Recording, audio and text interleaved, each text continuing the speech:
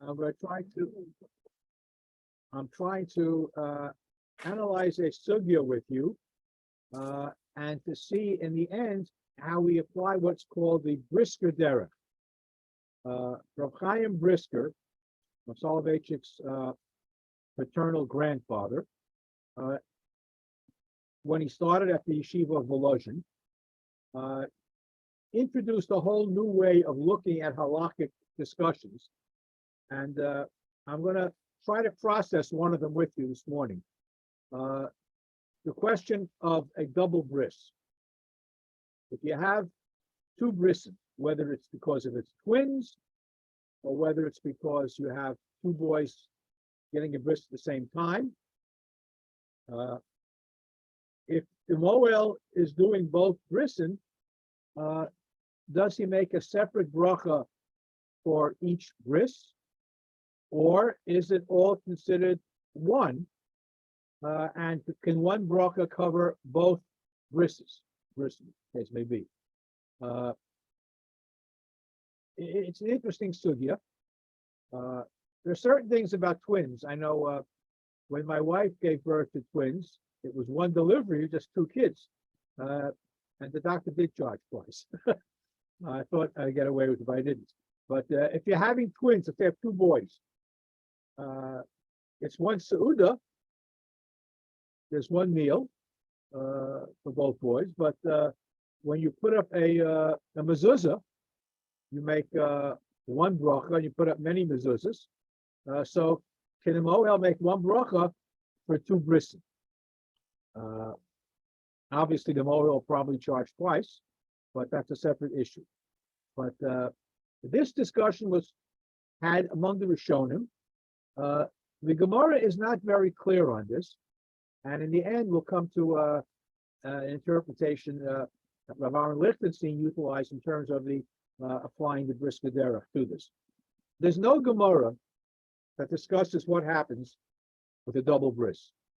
The Gemara does not talk about it. The Tosefta has a discussion. By the way, just to clarify, what is the Tosefta? You have the Mishnah, which is the compilation of all the halachos that Yehuda Hanasi put together. And according to the Gemara Menachos, when he was organizing the Mishnah, there were 13 different versions of Torah Shabbat Peh. And he put them all into one order called the Mishnah. Those teachings that he disregarded were known as brisos, which are very often quoted to support a Gemara or a Mishnah. And the tertiary halachic material was known as the Tosefta. You have the Mishnah, the Brisa, and the Tosefta before you get to discussions in the Gemara.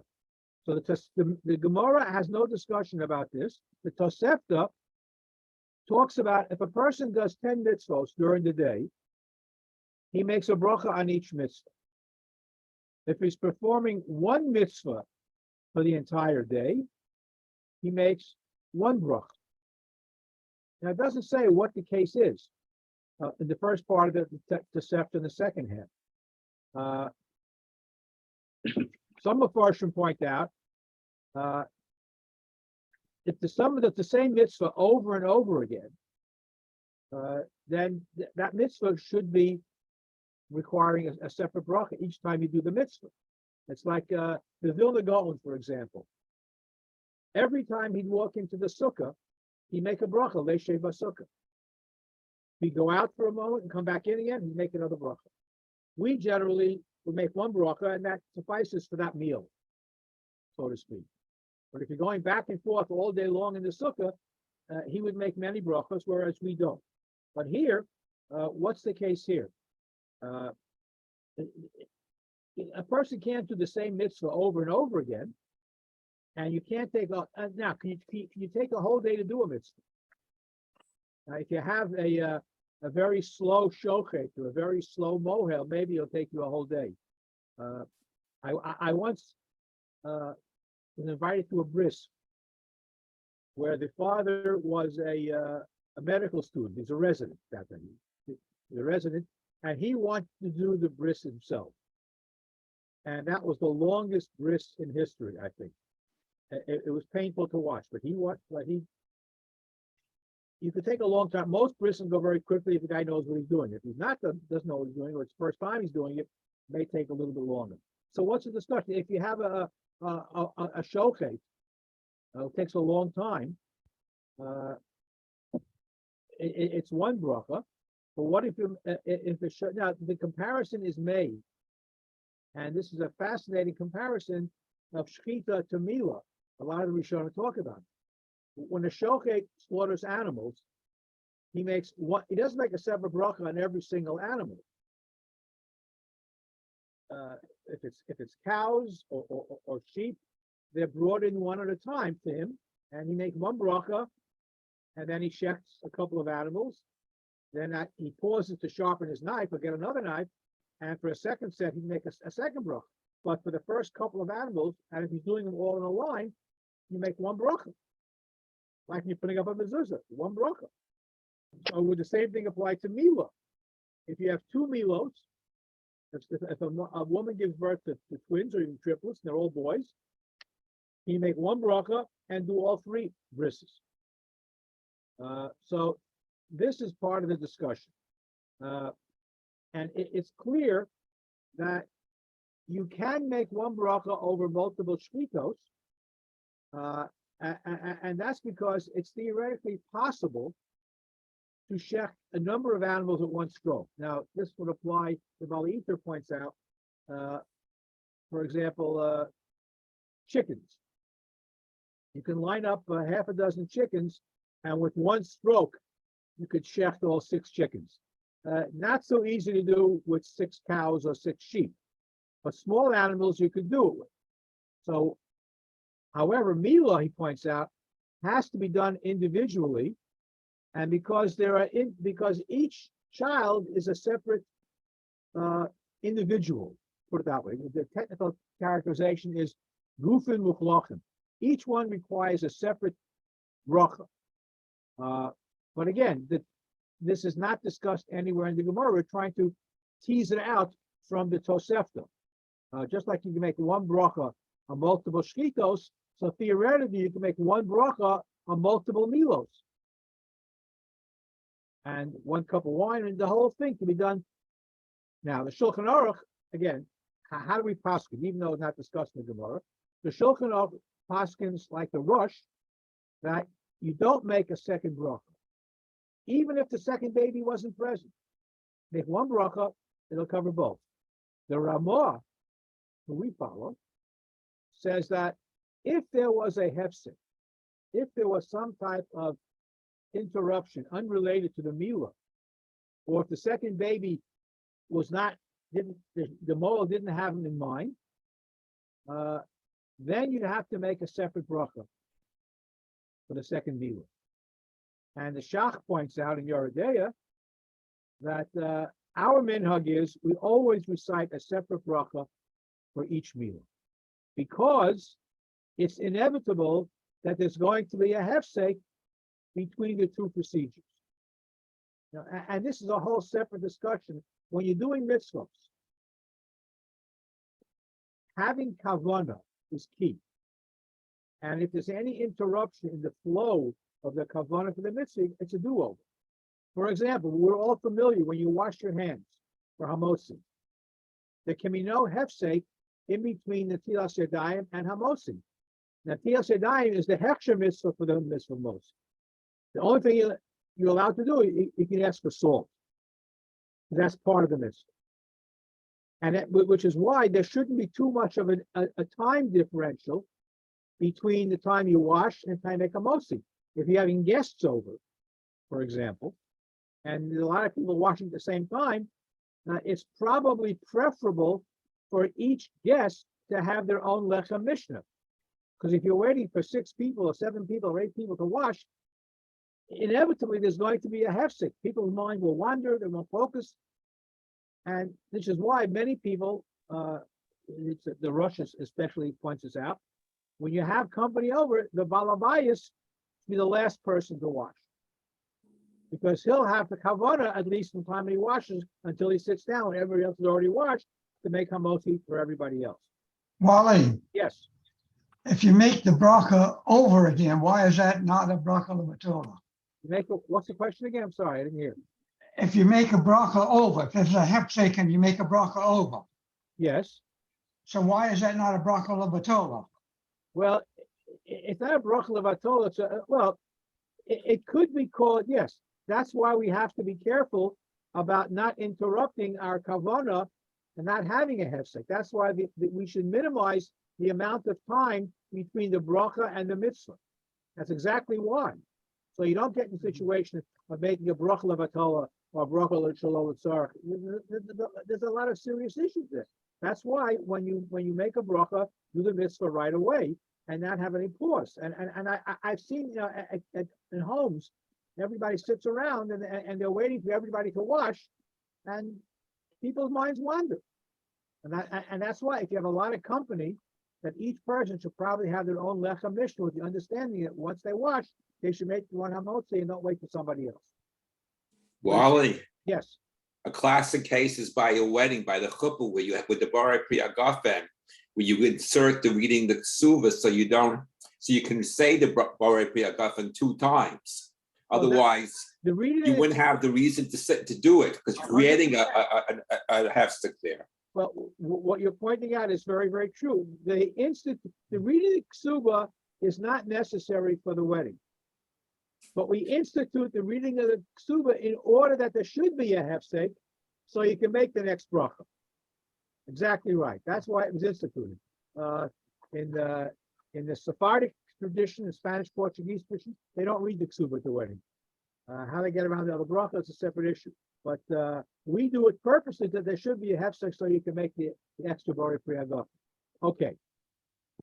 As I said, we follow the Ramah, the Shach, and so forth. It's in my mind, and I'm surprised nobody raises this. In my mind, making a separate bracha for the second bris, I think it's a question of kavod habrios. We are initiating a child into the fabric of Jewish life, into the obligation of observing mitzvos, and it's simply kavod habrios. It's appropriate that each child should have his own bracha. Nobody raises that. It's something that came to mind when I was studying this, but nobody seemed to raise that issue. So again, each bris gets its own set of brachos, and we really, again, do it because of the practical concern of a hefsek. Technically, it should be one bracha for both brisin, but because there's going to be a hefsek, we don't do it. That's the halach. Now, analytically, if we look at the brisker derech, started by, as I say, Rabbi Brisker, the Brisker Rov, and as propagated by Rav Soloveitchik, and Rav Aaron Lichtenstein, the Rav's son-in-law, analyzes this through this particular derech. I just want to share it with you. The Shach asked the question, why does the Ramah and Hilchah Shkita hold that one bracha can cover multiple shkitos, but not multiple milos? So he analyzes it in the following way. He talks about the concept of gufin muchlakim. There are, how can I say it in English?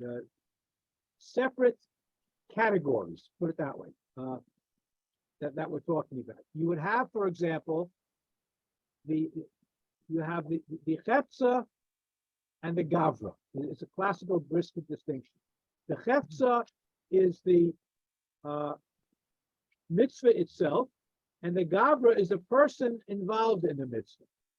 So you have two separate concepts. You have the mitzvah of milah, and you have the individual upon whom the milah is being performed. And we can understand the difference between shkita and milah if you use that analysis. If they are totally separate, it would require two different brachos. If it's one act, even though there are separate individuals involved, the individuals, in terms of shkita, the individuals are considered, the animals are considered the chefza, the object of this mitzvah, and they have no independent significance. But in milah, every child is its own gavra, its own individual entity, And therefore, we say each meal requires its own bracha because the chefsa and the gavra are totally separate entities. I don't know if everybody can follow that, but this is an analysis of why you would use one bracha as opposed to two, and why the analysis between shchita and mila, why it may be appropriate in certain circumstances. Here, it explains the reason of the shach and the ramah in terms of why you require two separate brachos. The distinction, and you also have a distinction between birchos hanenin and birchos hamitzvah. In birchos hanenin, for example, let's say you make a bari priya eitz on an apple, and somebody brings you another apple. You don't require another bracha. You don't. When you make hamotzi, it includes everything you eat in that meal. So there are many parallels we can make in understanding the nature of brachos. The nature of brachos is not that simple. It can get very, very complicated. In terms of the bris, you can analyze it comparing it to shkita. You can analyze it comparing it to brachos. There are a lot of different ways. All I wanted to point out is that a simple question is not always that simple if you analyze it based on the halakhic guidelines that we've established in terms of mitzvos and brachos in general. Hopefully, you'll have an opportunity. I don't know if you ever went to a double bris. And by the way, this would also apply. We used to have these when in the 70s and 80s, when a lot of Russian people came who were never circumcised, and they had these mass circumcision events. I mean, for adults, it's very different than this for a child. But there too, each male that was circumcised required his own bracha.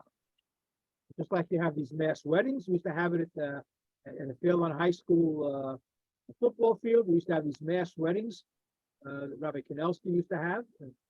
And they don't do it in public, but they used to have a whole bunch of brisson being done also on a lot of these men. But each one requires a separate bracha.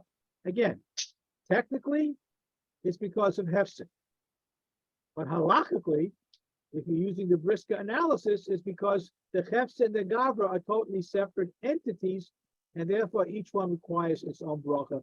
Very similar to shchita, very similar to birchos hanenin. But the birchos hamitzvah, each mitzvah, because of the hefsek, would require its own individual bracha. The only question would be, what if somebody did not have a hefsek? If they had a moel who was very, very focused, but then again, we paskin like the Ramah, and even though we say a hefsek will probably take place, nevertheless, if you're sure that we still paskin like the Ramah and the Shach in this particular case. Wally, Yes. Wally, if I'm having 3 slices of pizza, Yes. and I say mazono, and then I realize I should have said hamotzi. Yes. I go back and say hamotzi after that. No, you don't go back and say hamotzi, but you do bench. And pizza, by the way, even if you have 1 slice of pizza, you really should wash and bench. Sephardim do not. Ashkenazim in general, because it's not really a snack. If that's your meal, and you can't have more than 1 slice at a time, you wash your bench over a slice of pizza. When pizza started to become popular as a Jewish dish, many pizza places would put out pizza bread for people to make hamotzi on before they would eat their pizza. Because the halacha would, I would say 99% of the cases today, most would agree that even 1 slice of pizza would require hamotzi. Sephardim do not follow that. But then again, Sephardim also make mazonos on matzah during the year, but hamotzi on Pesach, so it's a whole different ballgame. Wally, Go ahead. the square pizza definitely needs to be washed on because it's baked before they put on the toppings, then it's reheated. Okay, but all pizza should require it because, again, those that say it's mazonos because it's only a snack.